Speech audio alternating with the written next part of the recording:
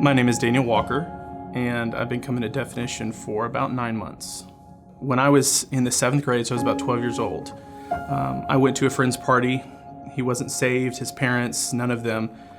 And I was in this situation where these two girls just stripped in front of these guys, like just bare naked. And for a 12-year-old kid who wasn't exposed to that kind of stuff, that was really a struggle. Not only was I dealing with fear and anxiety, but suicidal thoughts. There was a process where I was able to come out of that. But in that situation, I grew an addiction to pornography.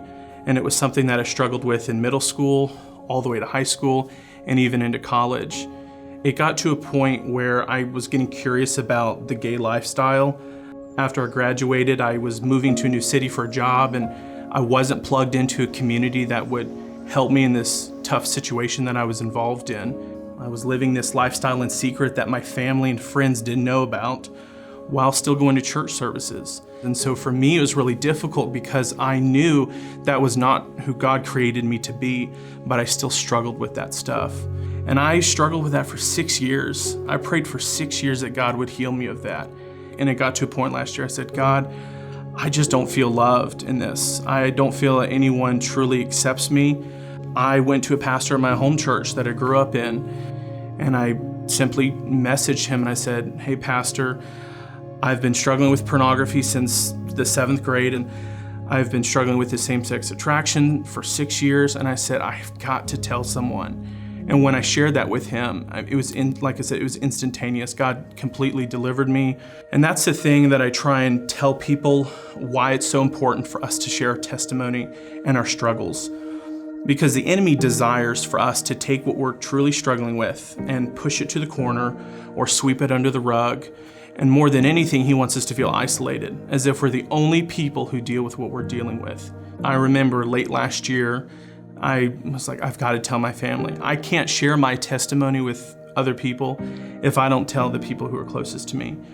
And so one night we had a family dinner, and I was sitting beside him, and I was petrified. I mean, I was shaking, and my brother, I just remember, he came behind me and just put his hands on my shoulder and encouraged me.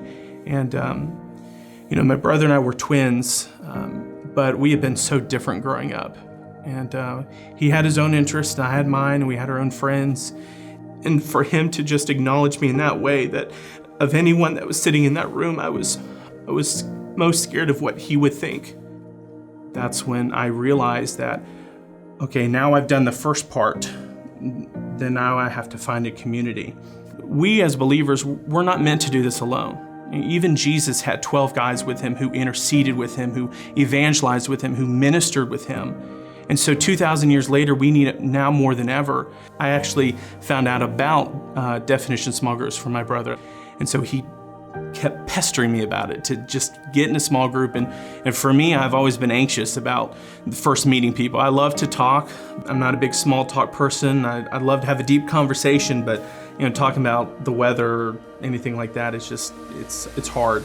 But it actually ended up being something so deep, because those were the very first people I shared my testimony with outside of my family. And it was just embraced with love and acceptance. And so that was the very first group that was impactful in my life. It's very easy to talk about alcoholism and domestic abuse and pornography, but same-sex attraction is like kind of taboo. And having a community that I built a relationship with made it easier for me to share with these people. Community is a thing that takes commitment, and I think that's why I was able to open up to these people in the way that I did, because I see them every single week. I know exactly what they're going through. I know their struggles. I can pray for them because we share on a deeply personal level. Small groups are for our benefit in our walk with Christ. Having brothers and sisters that we can have come beside us, that we can build relationships with, that'll be lasting relationships. It's so worth it, because now I'm in a situation where those who are around me are feeding into me, and then I can feed into their lives as well.